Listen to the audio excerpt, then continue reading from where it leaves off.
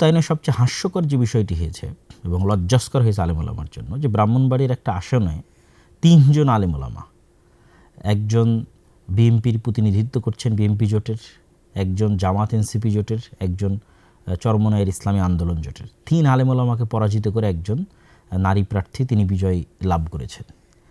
তো এটি আলেম ওলামাদের অনৈক্য এবং রাজনীতিতে তাদের যে বিশাল একটা গ্যাপ থেকে গেছে, তারা বাংলাদেশের মাঠের বক্তব্য দার্স তাদরিসের সাথে রাজনীতির মাঠ যে এতটা সহজ বা সোজা নয়, কোনো একটা জায়গায় অবশ্যই কোনো কিন্তু বা কোনো জিজ্ঞাসাবোধক চিহ্ন অবশ্যই আছে, আত্মসমালোচনার জায়গা অবশ্যই আছে। যেখানে শুরুর থেকে সকল ইসলামী দল একত্রিত হয়ে তারা বলল যে অন বক্সে তারা ভোট নেবে, সেখানে শেষ মুহূর্তে সেটিও কিন্তু ভেঙে গেল। আবার দেওবন্দি আলেম ওলামার একদল শুরুর থেকেই বলে আসতেছিলেন যে জামাত ইসলামকে ভোট দেওয়া হারাম বা তারা কাদিয়ানীদের চাইতেও খারাপ। তো এই যে এই নির্বাচনকে সামনে রেখে যে পরিমাণ কাদা ছোড়াছুড়ি হয়েছে মেইন স্ট্রিমের আলেম ওলামাদের মধ্যে, আমি নিকট অতীতে এরকম কাদা ছোড়াছুড়ি দেখিনি। এটি চরম একটি তিক্ত অভিজ্ঞতা হয়ে থাকবে এদেশের ইতিহাসে। প্রশ্ন হচ্ছে এখানে আসলে আমি সবাইকে সম্বোধন করে বলতে চাই, যারা জামাত ইসলাম করেন তাদেরকে আহ্বান জানাবো যে আপনারা আমার এই ভিডিওটা দেখবেন, ছাত্র শিবিরের ভাইদের আহ্বান জানাবো আপনারা দেখবেন, যারা ইসলামী আন্দোলন চরমনাই করেন তাদেরকেও জানাবো আপনারা দেখবেন, যারা অন্য আর যত ধরনের ইসলামী দল করেন তারাও দেখবেন, পাশাপাশি যারা বিএনপি করছেন তাদেরকেও উদাত্ত আহ্বান জানাবো যে আপনারাও, এবং এনসিপির ভাইরাও আপনারাও আমার এই ভিডিওটা যদি সম্ভব হয় দেখবেন। আমি সকলের কল্যাণকামী হয়ে দেশের একজন নাগরিক হয়ে কোনো প্রকার পক্ষপাত ছাড়াই আমি 2 ধরনের আলোচনাই করব। আজকে এই গণতান্ত্রিক নির্বাচনের যে ফলাফল সেটির উপর সংক্ষিপ্ত কিছু বিশ্লেষণ এবং যারা গণতন্ত্রের রাজনীতি করতে চান তাদের জন্য কিছু পরামর্শ আমার জায়গা থেকে, পাশাপাশি যারা মনে করেন যে না এই গণতান্ত্রিক যে ব্যবস্থা, এই ব্যবস্থার মাধ্যমে আসলে বিজয় সম্ভব নয়, তাদের জন্য কিছু পরামর্শ আমি দিব। তো প্রথমত আমরা একটু বিশ্লেষণ করি।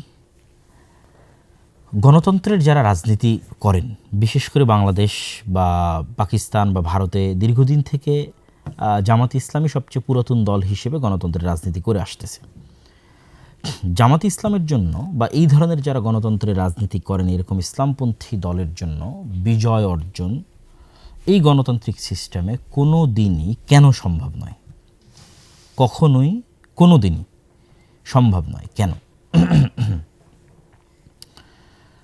প্রথমত এখানে অলরেডি কয়েকটা বিষয়ের আপনারা আলোচনা করেছেন ফেসবুকে বিভিন্নভাবে, কিন্তু আমি 2-1টা পয়েন্ট বলে দিই।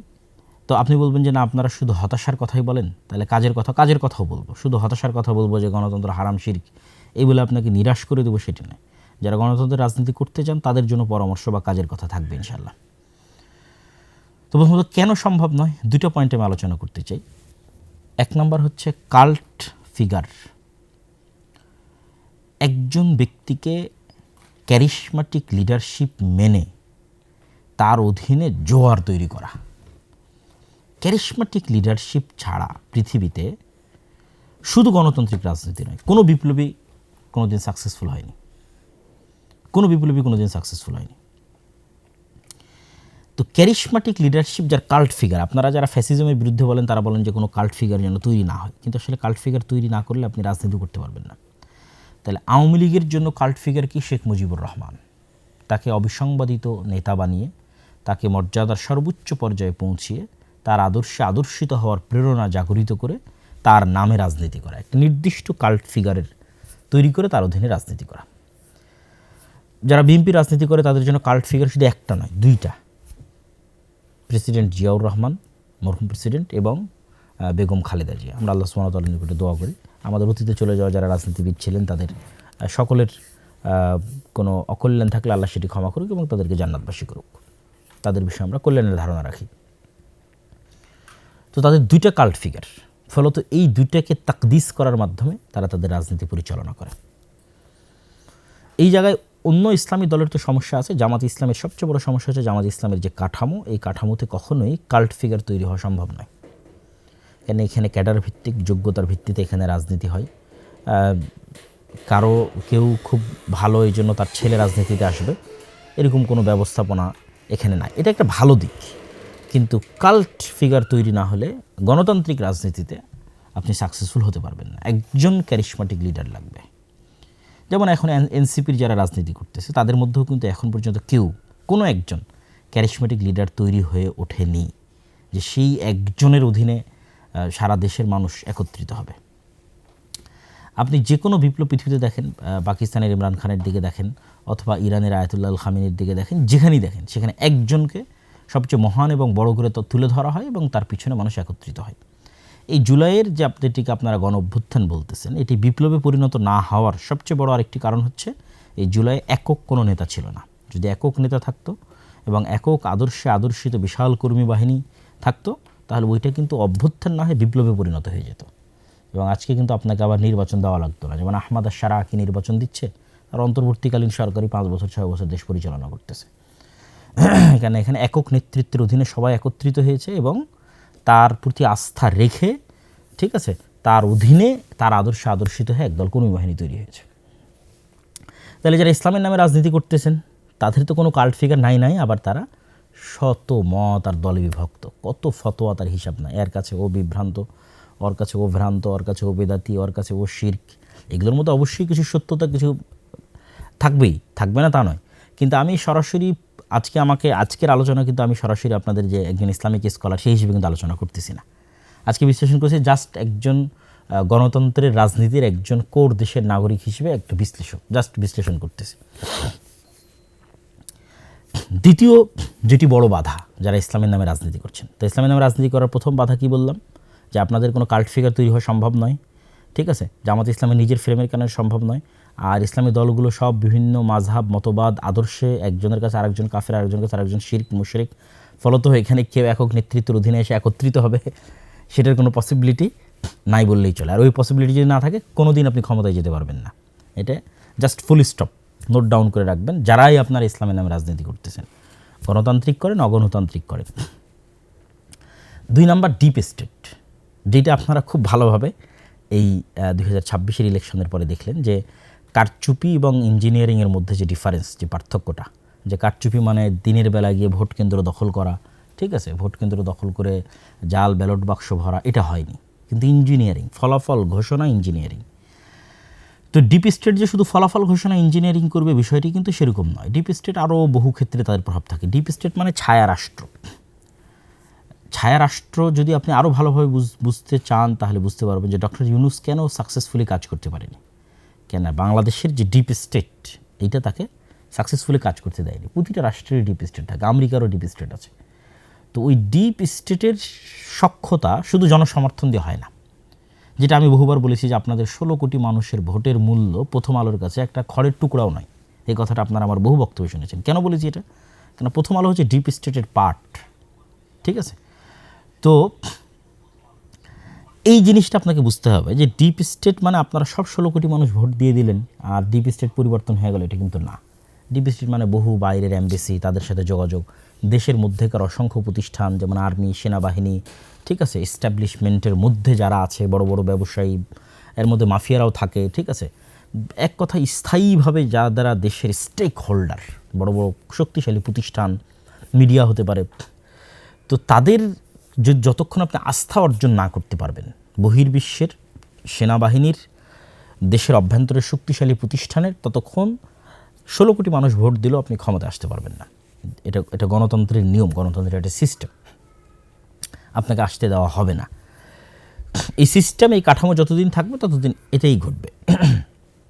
তাহলে আপনাকে আস্থা অর্জন করতে হবে তাদের। তো সেক্ষেত্রে এখন আপনি বলবেন যে ভাই আপনি তো শুধু হতাশ করেন গণতন্ত্রের বিষয়, তাহলে যারা গণতন্ত্রের রাজনীতি করতে চায় তাদের কি কোনো আশার জায়গা নাই? আছে। যারা গণতন্ত্রের রাজনীতি করতে যান তাদের জন্য আজকে আমি নিরেট একদম খালেস অন্তরে একটা পরামর্শ দিই, গণতন্ত্রের রাজনীতি করেন, ইসলামের নামে গণতন্ত্রের রাজনীতি করলে কোনো দিন সাকসেসফুল হতে পারবেন না। ইসলামকে শুধু দাওয়ার জায়গায় রাখেন, শুধু দাওয়াতের জায়গায় রাখেন, এবার রাজনীতি করেন। আপনি বলবেন তাহলে তো আপনি ইসলামকে রাজনীতি থেকে দূরে করে দেন। আমি দূরে করতেছি না, আপনি তো মুসলমান। যারা বিএনপির জয়লাভ করলো তাদের মধ্যে কয়জন হিন্দু আছে? আপনি খুঁজে দেখেন, দেখি কয়জন হিন্দু আছে। জামাতের তো একজন হিন্দু ছিল। তাহলে বিএনপির যতজন বিজয় লাভ করলো তাদের 99% মুসলমান। শুধু কি মুসলমান, আমি এমন 2-1জনকে চিনি যারা 5 ওয়াক্ত সালাত আদায়কারী, 5 ওয়াক্ত সালাত জামাতের সাথে আদায় করে। মানে গণতন্ত্র বাদে অন্য আর সকল বিষয়ে সর্বোচ্চ বিশুদ্ধ আকীদা লালন করে। ঠিক আছে, এরকম অসংখ্য জনকে আমি চিনি যারা এই নির্বাচনে যারা জয়লাভ করে এসেছে বিএনপি থেকে। তাহলে আমি কি বলতেছি, আপনি গণতান্ত্রিক রাজনীতি করতে পারবেন, কিন্তু ইসলামের নামে রাজনীতি করে আপনি রাষ্ট্র ক্ষমতায় যেতে পারবেন না। তার 1 নম্বর পয়েন্ট আগে বলেছি, কারণ আপনি কাল্ট ফিগার তৈরি করতে পারবেন না, সকল ইসলামপন্থীকে একত্রিত করতে পারবেন না। 2 নম্বর পয়েন্ট বলেছি, আপনি কখনো ডিপ স্টেটের আস্থা অর্জন করতে পারবেন না। ফলত ইসলামের নামে রাজনীতি করে, মানে গণতান্ত্রিক রাজনীতি করে আপনি কখনো ইসলামের নামে ক্ষমতায় যেতে পারবেন না, এটা ফুল স্টপ। তাহলে আপনি তো মুসলমান, আপনি রাজনীতি করতে পারেন, আপনি জাস্ট ইসলামের আদর্শকে নিজের মধ্যে ধারণ করার চেষ্টা করবেন। এই গণতান্ত্রিক সিস্টেমের মধ্যে থেকে যতটুকু রাষ্ট্রের উপকার করা যায়, যতটুকু ন্যায় এবং ইনসাফ প্রতিষ্ঠা করা যায়, ততটুকু প্রতিষ্ঠা করার জন্য চেষ্টা করবেন, সেই রাজনীতি আপনি করবেন। যেমন অনেকেই আওয়ামী লীগের তুলনায় বিএনপিকে ভালো মনে করতেন, যে তারা হয়তো ইসলাম পন্থাকে ধারণ করে, তথা একজন মুসলিম এর যে আদর্শ সেটিকে ধারণ করে, তারা টুকটাক ধর্মীয় মূল্যবোধকে ধারণ করে তারা রাজনীতি করে। যেই রাজনীতি আপনারা এরদোগানের দেখতেছেন, যেই রাজনীতি আপনারা ইমরান খানের দেখতেছেন, যেই রাজনীতি আপনারা মালয়েশিয়াতে দেখতেছেন, এগুলো পূর্ণাঙ্গ ইসলামী রাজনীতি নয়তো। এগুলোকে আপনি একটাকেও পূর্ণাঙ্গ ইসলামী রাজনীতি বলতে পারবেন না। এগুলো কি রাজনীতি? এগুলো হচ্ছে ইসলামী ভাবধারায় উজ্জীবিত হয়ে একদল মুসলমানের রাজনীতি। যে মুসলমান পূর্ণাঙ্গ মুমিন নয়, সে ফাসেক মুমিন হতে পারে, ঠিক আছে, তার অন্য কোনো ত্রুটি থাকতে পারে, কিন্তু সে সরাসরি ইসলাম বিরোধী বিদ্বেষী কোনো আইন হোক এটা সে চায় না। আপনাকে আরও ক্লিয়ার করি, মুসলিম লীগের রাজনীতি কী ছিল? মুসলিম লীগ আলেম ওলামাদের দল ছিল নাকি? মুসলিম লীগের মিস্টার জিন্নার বিরুদ্ধে যে পরিমাণ আলেম ওলামা ফতোয়া দিয়েছে ওই সময় 46-47 সময়ে, যে পরিমাণ আলেম ওলামা ফতোয়া দিয়েছে, এই এখনও সে পরিমাণ আলেম ওলামা এই যারা ইসলামপন্থী নামে রাজনীতি করে তাদের নামে ফতোয়া দেয়নি। আপনি খুলে দেখেন, মুসলিম লীগের সব জেনারেল পড়ুয়া সাধারণ মুসলমান ছেলেপেলে ছিল। 2-1 আলেম ওলামা পরবর্তীতে যুক্ত হয়েছে মিস্টার জিন্নার কথা প্রভাব। মিস্টার জিন্নাও আলেম না, আল্লামা ইকবালও আলেম না, এরা জেনারেল শিক্ষিত পড়ুয়া ছাত্র। এরা কী চাইছে? এরা চাইছে মুসলমানরা যেন স্বাধীন মতো বাস করতে পারে। কিন্তু ইসলামী রাষ্ট্র, পূর্ণাঙ্গ ইসলামী রাষ্ট্র কিন্তু তারা চায়নি, প্রতিষ্ঠিতও কিন্তু তারা করতে পারেনি। তারা কিছু মুসলমানরা যেন আলাদাভাবে স্বাধীনভাবে বসবাস করতে পারে। তো সেই রাজনীতিতে এখনও আছে, সেই রাজনীতি বাংলাদেশে এখনও আছে। এই যে জামাত ইসলামকে যারা, জামাত ইসলামের যে জোট, এই জোটকে যারা ভোট দিয়েছে, জামাত এনসিপির জোটকে, আপনি নিশ্চিত থাকেন এটা মুসলিম লীগের ভোট ব্যাংক। তথা 1947-এ যারা মুসলমানদের আলাদা দেশের জন্য ভোট দিয়েছিল, এরাই এই 2026-এ এসে বিভক্ত হয়ে কিছু বিএনপিকে ভোট দিয়েছে, কিছু জামাত এনসিপিকে ভোট দিয়েছে। এটা মুসলিম লীগেরই ভোট ব্যাংক। এবং শেখ মুজিবুর রহমান নিজেও কিন্তু মুসলিম লীগ করতেন, তারপর আওয়ামী মুসলিম লীগ। তো আপনাকে মাথায় রাখতে হবে কি, যে আপনি যদি বাংলাদেশে রাজনীতি করতে চান, আপনি ইসলামের নামে রাজনীতি করে, গণতান্ত্রিক ইসলামের নামে গণতান্ত্রিক রাজনীতি করে ক্ষমতায় আসতে পারবেন না। আপনাকে কিসের রাজনীতি করতে হবে? মুসলমানদের রাজনীতি করতে হবে। যে একজন মুসলমান, সে ইসলামের বিরুদ্ধে বিদ্বেষী কোনো কথাবার্তা বলবে না, সেই সিস্টেমকে, গণতন্ত্রের এই কুফরি সিস্টেমকে মেনে নিয়েই এর মধ্যে টুকটাক ভালো মানুষকে নিয়ে আসার জন্য চেষ্টা করবে, সেই রাজনীতি করবে। তা বলবেন তাহলে এই রাজনীতি কারা করবে? দেখেন, আমি যে তত্ত্বের কথা বলতেছি, এই তত্ত্ব যে সঠিক তত্ত্ব তার প্রমাণ ভারতেই আছে।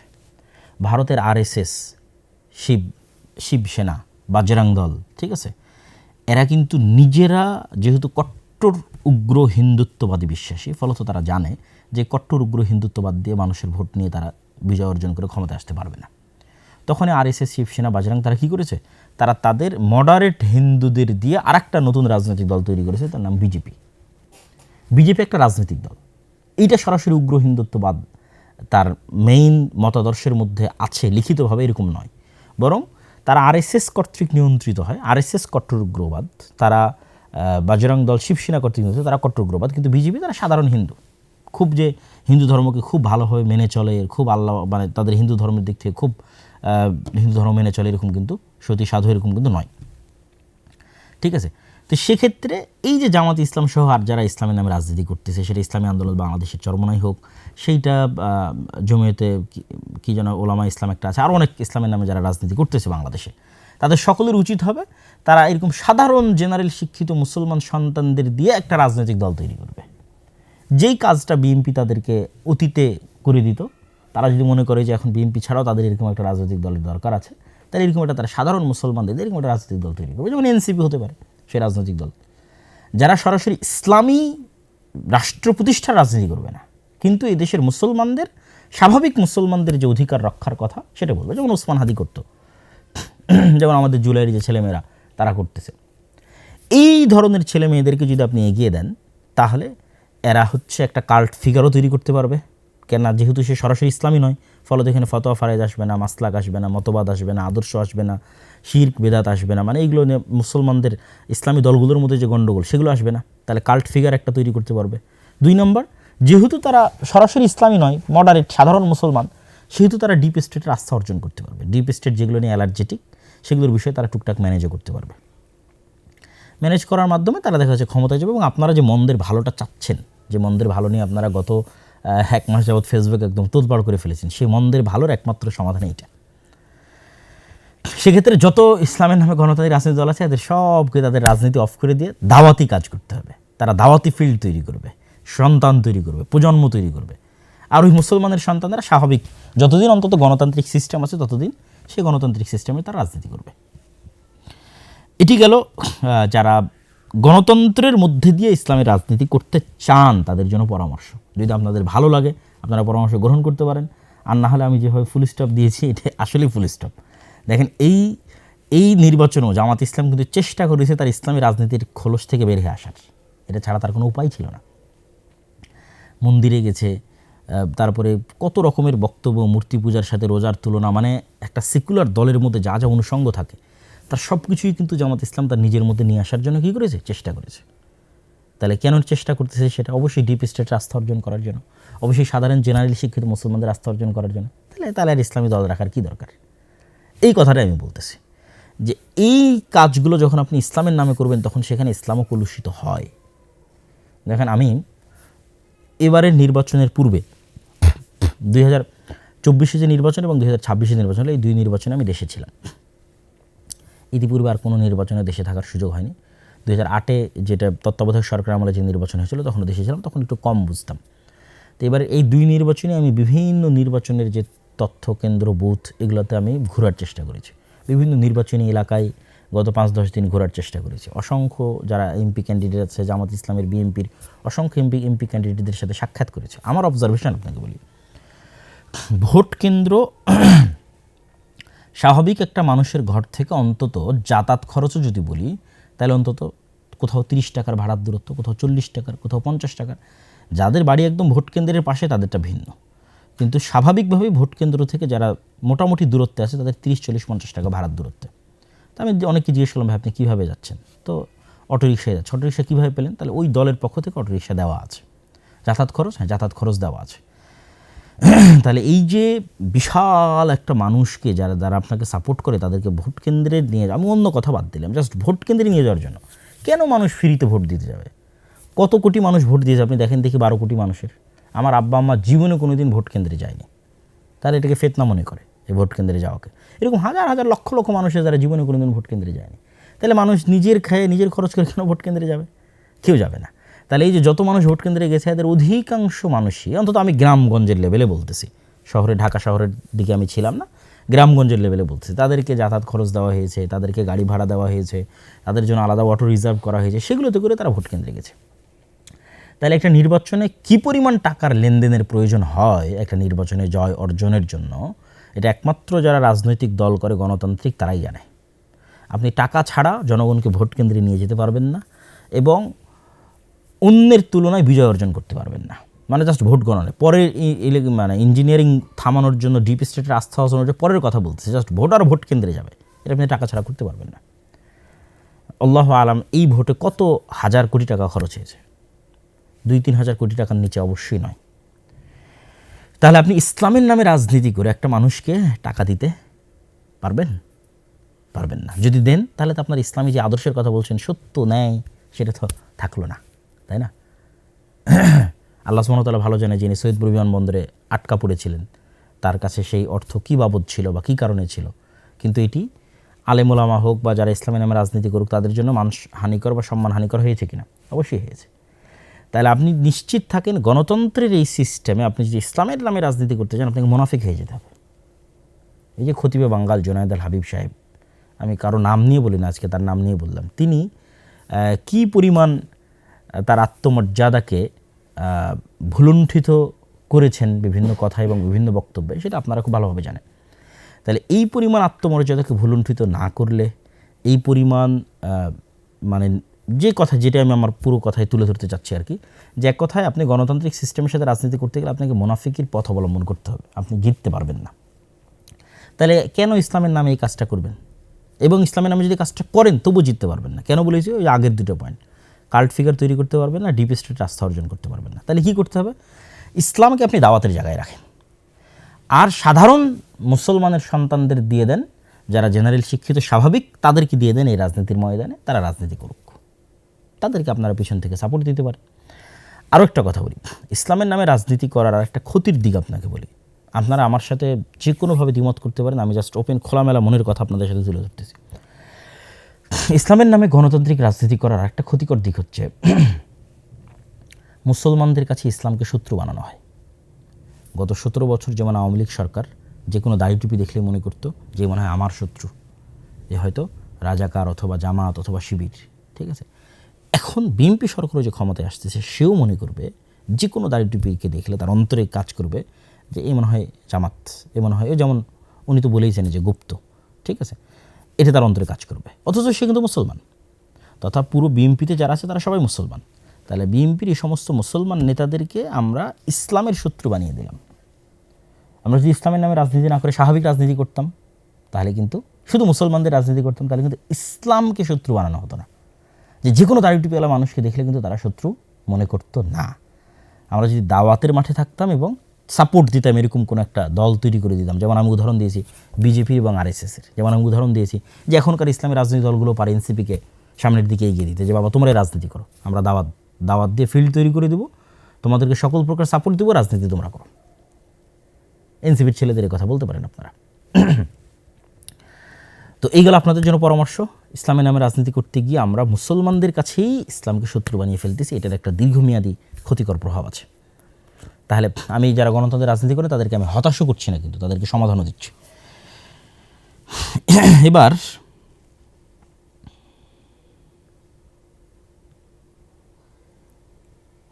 এবার যারা গণতন্ত্রের এই রাজনীতিকে পছন্দ করেন না, যেমন তার মধ্যে আমিও একজন, আমিও আমার বহু বক্তব্যে এই গণতান্ত্রিক সিস্টেমের কথা বহুবার তুলে ধরেছি, যেটির মধ্যে দিয়ে ইসলাম প্রতিষ্ঠা করা সম্ভব নয়। আজকে তো আরও বিস্তারিত ব্যাখ্যাসহ আপনাদের কাছে তুলে ধরলাম, এত খোলামেলা আলোচনা আমি অতীতে কখনো করিনি।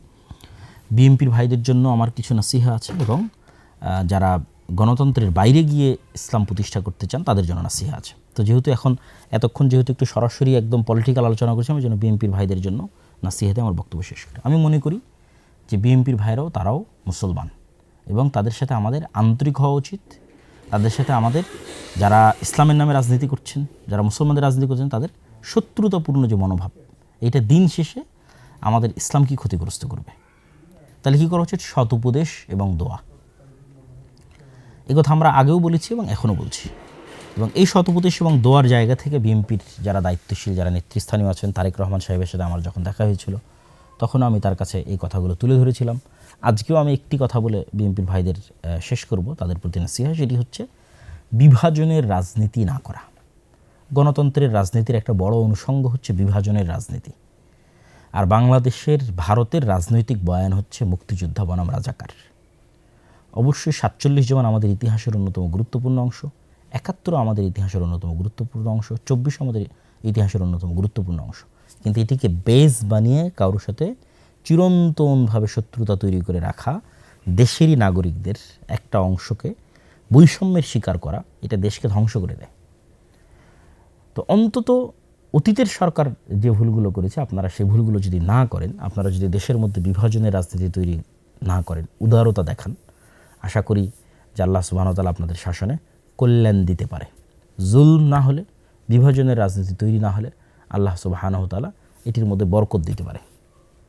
তো এই ছোট্ট আপনাদের জন্য পরামর্শ যে যারা আপনারা বিজয়ী হয়েছেন, তারা অবশ্যই পরাজিতদের প্রতি ইনসাফ করবেন। যেটা ওসমান হাদিও বলতো যে আমি আমার শত্রুর সাথেও ইনসাফ করতে চাই। তাহলেই দেখবেন একটি উন্নত মানের চমৎকার একটি ইনসাফের বাংলাদেশ আমরা তৈরি করতে পারছি। এই আশা আমরা আপনাদের কাছে রাখি, এবং আমাদের এই কল্যাণকামিতাও থাকবে। আলহামদুলিল্লাহ, আমরা ব্যক্তিগতভাবে আমরা কখনো না কোনো রাজনৈতিক দলের পক্ষে অবস্থান নিয়েছি, না কোনো রাজনৈতিক দলের বিপক্ষে অবস্থান নিয়েছি। আমরা সবসময় যেটা কোরআন এবং হাদিসের আলোকে সত্য এবং সঠিক মনে হয়েছে আমাদের কাছে, সেটি নাসিহা হিসেবে, তত্ত্ব হিসেবে, উপদেশ হিসেবে দেশ ও জাতির কাছে তুলে ধরেছি এবং আমরা আমাদের জায়গায় কোরআন এবং হাদিস অনুযায়ী যেটি খেদমত করার প্রয়োজন মনে করেছি, আল্লাহ সুবহানাহু ওয়া তাআলার সন্তুষ্টির জন্য সেই খেদমত করছি এবং করে যাচ্ছি। এবার সর্বশেষ পয়েন্ট, যারা গণতন্ত্রের বাইরে গিয়ে ইসলামের বিজয় দেখতে চান, আপনাদের কাজ কি? আপনাদের সবচেয়ে বড় কাজ, এটা আমি আমার বহু বক্তব্যে বলেছি এবং আজকেও বলছি, আমার এই কথা কখনো চেঞ্জ হবে না, যে ইমান বিল গায়েবে ইয়াকিন, পরকালে চরম লেভেলের আস্থা এবং বিশ্বাস, ন্যায়পরায়ণতার চর্চা ছোটোবেলা থেকেই, একদম ঘর থেকেই, সমাজ এবং পরিবার থেকেই ন্যায়পরায়ণতার চর্চা তৈরি করা এবং শুরু করা। এবং 3 নাম্বার, শক্তিশালী প্রতিষ্ঠান। যেমন এই যে নির্বাচনের সময় দেখলেন যে যারা জামাত এনসিপি জোটে ছিল তাদের কি হাহাকার, যে তাদের কোনো পত্রিকা নাই, তাদের কোনো নিউজ চ্যানেল নাই, তাদের কোনো নিউজ পেপার নাই, ঠিক আছে, জাস্ট ফেসবুকে কয়েকটা হাতে গোনা পেজ। তাহলে শক্তিশালী প্রতিষ্ঠানের কিন্তু অভাব আছে।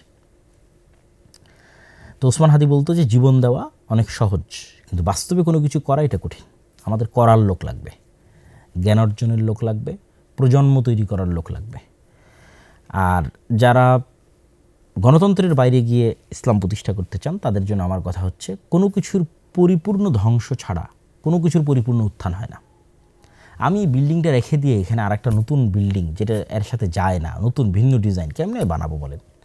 আমি এই বিল্ডিংয়ের ডিজাইন রেখে এখানে প্লাস্টার করতে পারি। এখানে যদি সম্পূর্ণ ভিন্ন ডিজাইনের একটা বিল্ডিং বানাতে চাই, তাহলে আগের ডিজাইনটা ভেঙে ফেলতে হবে, কিছু করার নাই। তাহলে গণতন্ত্রের পূর্ণাঙ্গ পতন ছাড়া, আপনারা যারা পূর্ণাঙ্গ ইসলাম চান, আপনাদের এটা সম্ভব নয়। এই জন্য আমি বলেছি যে 36শে জুলাই গণতন্ত্রের পতন ঠেকানো হয়েছে। এটা আমাদের কাছে মনে হয়েছে শেখ হাসিনার পতন। জি না, শেখ হাসিনার পতন না, শেখ হাসিনাকে সরিয়ে ফেলার মাধ্যমে গণতন্ত্রের পতন ঠেকানো হয়েছে। কেন, তখন যদি শেখ হাসিনা থাকতো এবং আর্মি যদি অস্ত্র উঠাতো, তাহলে ওই দিন গণতন্ত্র ডেড বডি হয়ে যেত, অলরেডি আইসিইউতে ছিল, পরিপূর্ণরূপে মারা যেত। বাংলাদেশে একটা গৃহযুদ্ধ তৈরি হতো। সেই গৃহযুদ্ধের পরে আপনি দেখতেন যে এখানে পূর্ণাঙ্গ ইসলাম প্রতিষ্ঠা হয়েছে। তো পূর্ণাঙ্গ পতন ছাড়া পূর্ণাঙ্গ উত্থান হয়। তখন তা আপনি বলবেন যে তাহলে কি আমরা নিজে থেকে পূর্ণাঙ্গ পতন করব? জি না, ইসলামে সবসময় মানুষের জান, জীবন এবং মালের নিরাপত্তা সর্বাগ্রে। এটির উপরে ইসলামে কিছুই নাই, মানুষের জীবনের চাইতে আর কিছু নাই উপরে। তাহলে মানুষের জান, জীবন এবং মালের নিরাপত্তার জন্য আপনাকে আপনার যে কাজটা, আপনার জায়গার যে কাজটা, সেটা করে যেতে হবে। আপনার জায়গার কাজ কি? ইমান বিল গায়বে ইয়াকিন তৈরি করা, পরকালে আস্থা তৈরি করা, ন্যায়পরায়ণতার চর্চা একদম ঘর থেকে শুরু করা, বোনকে সম্পত্তি ঠিকভাবে দিচ্ছেন কিনা, আশেপাশে কেউ অন্যায় করলে প্রতিবাদ করা। আমরা তো প্রতিবাদ করি না, আমরা আল আমরু বিল মারুফ ওয়ান নাহি আনিল মুনকার করি না। আল আমরু বিল মারুফ ওয়ান নাহি আনিল মুনকারের চর্চা বাড়ানো, একদম গ্রামগঞ্জ লেভেল থেকে আল আমরু বিল মারুফ ওয়ান নাহি আনিল মুনকারের চর্চা বাড়ানো এবং শক্তিশালী প্রতিষ্ঠান তৈরি করা। আর অপেক্ষায় থাকা যে কবে এই গণতন্ত্রের কাঠামোর পতন ঘটবে।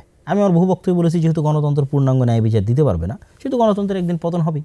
এটা আপনাকে পতন করতে হবে না, এটা বাই ডিফল্ট, বাই নেচার পতন হবে। কেননা সে ইনসাফ দিতে পারবে না, তার কাঠামোর মধ্যে নাই যে সে ইনসাফ দেবে। ফলত যেহেতু সে ইনসাফ দিবে না, মাজলুম তো জুলুমের বিরুদ্ধে আওয়াজ উঠাবেই। তখন এইরকম 36শে জুলাই এমনি আবার 15-20 বছর পর আপনি দেখবেন যে আবার হচ্ছে 36শে জুলাই। 30 বছর পর আপনি আবার দেখবেন, যদি হায়াতে বেঁচে থাকেন, যে এরকম 36শে জুলাই হচ্ছে। কেন, এই কাঠামো আপনাকে ন্যায় বিচার দিতে পারবে না। এই কাঠামো ন্যায় বিচার না দিতে পারলে জুলুম হবে। জুলুম হলে কী হলে মানুষ জুলুমের বিরুদ্ধে আওয়াজ উঠাবে। জুলুমের বিরুদ্ধে আওয়াজ উঠালে আবার কী হবে? আবার এরকম 36শে জুলাই হবে। কিন্তু এই রকম পরবর্তী 36শে জুলাই যেন আপনার একটা কাল্ট ফিগার থাকে, একক নেতা থাকে, যার অধীনে সবাই কর্মী হিসেবে, যার অধীনে তারা একত্রিত। তাহলে তখন কী হবে? তখন আপনি পূর্ণাঙ্গ বিপ্লব প্রতিষ্ঠা করে ফেলতে পারবেন, আদারওয়াইজ পারবেন না।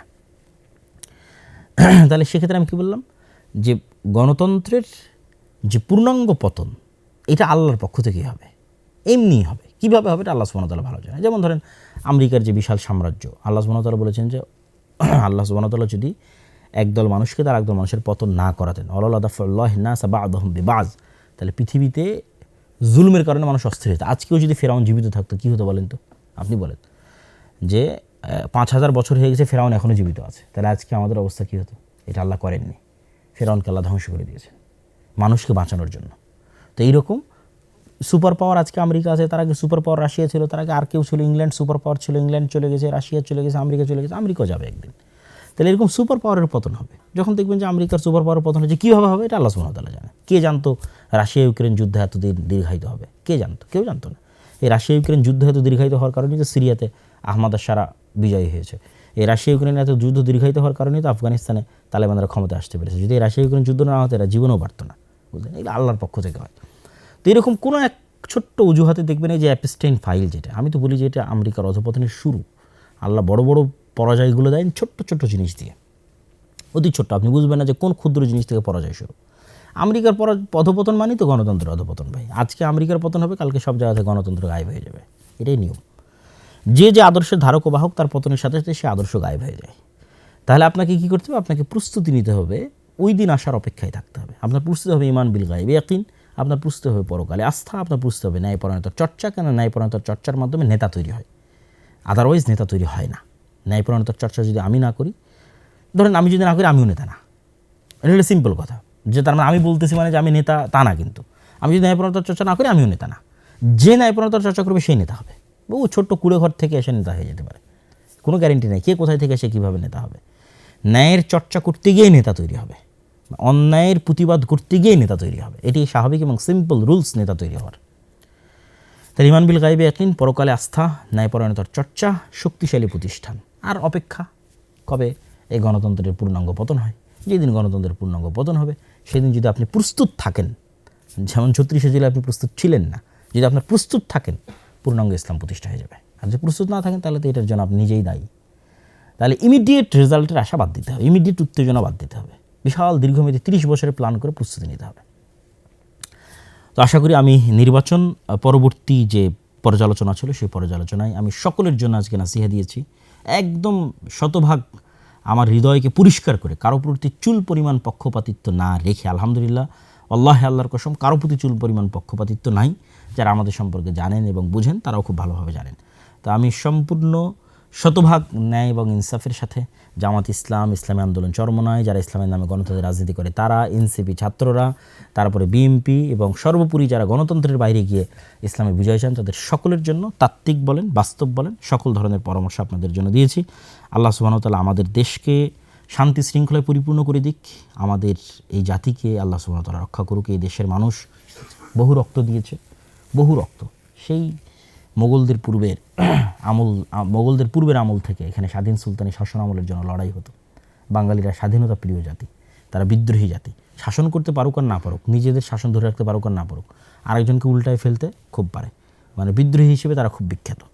ওই দিল্লির সুলতানরাও তাদের কোনোদিন কন্ট্রোলে রাখতে পারতো না। এই যে 12 ভূঁইয়া, এরা কিন্তু বিদ্রোহী, ঠিক আছে। মোগলের বিরুদ্ধে এরা যুদ্ধ করেছে। তো বাঙালিদের একটা ভালো গুণ আছে, আল্লাহ সুবহানাহু ওয়া তাআলা আশা করি যে বাংলাদেশ এবং বাংলাদেশের এই মাটি যেখানে হাজার হাজার শহীদের রক্ত আছে, এটিকে আল্লাহ সুবহানাহু ওয়া তাআলা কখনোই মুশরিকদের পদানত করবেন না, অধীনস্থ করবেন না। এটি আল্লাহর কাছে চাওয়া এবং দোয়া, আমাদের পরবর্তী প্রজন্ম যেন মুশরিকদের গোলাম না হয়, এটি আল্লাহ সুবহানাহু ওয়া তাআলার কাছে কামনা। সেই ব্যবস্থা যেন আল্লাহ সুবহানাহু ওয়া তাআলা করে দেন, সেই ব্যবস্থা করার তৌফিক যেন আল্লাহ সুবহানাহু ওয়া তাআলা আমাদের দান করেন। আল্লাহুম্মা আমিন। ওয়া আখিরু দাওয়ানা আনিল হামদুলিল্লাহি রাব্বিল আলামিন। আসসালামু আলাইকুম ওয়া রাহমাতুল্লাহি ওয়া বারাকাতুহু।